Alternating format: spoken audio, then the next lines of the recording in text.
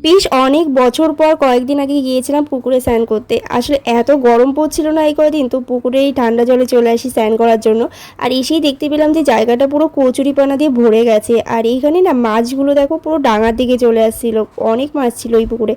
আর এইখানে দেখো কচুরিপানায় না অনেক ফুল হয়েছিল, তো এই ফুলগুলো আমার একটা দিদি ওখানে তুলে দিচ্ছিল।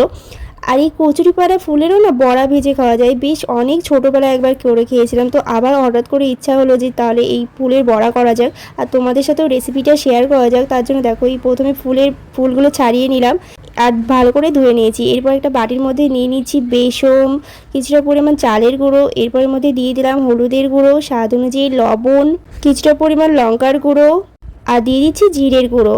আর এখানে পেঁয়াজ আদা রসুনের একটা পেস্ট তৈরি করে নিয়েছিলাম, এই পেস্টটাই পুরোটাই বেসনের মধ্যে দিয়ে দিলাম।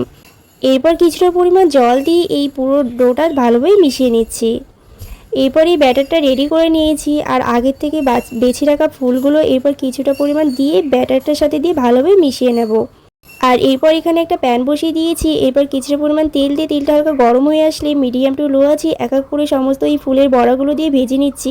এরপর হালকা ভেজে নামিয়ে নিয়ে কিন্তু রেডি আমাদের এই ফুলের বড়াগুলো। তো এই রেসিপিটা খেতে কিন্তু সত্যি দারুণ টেস্টি হয়, তোমরা একবার চাইলে অবশ্যই বাড়িতে ট্রাই করে দেখো।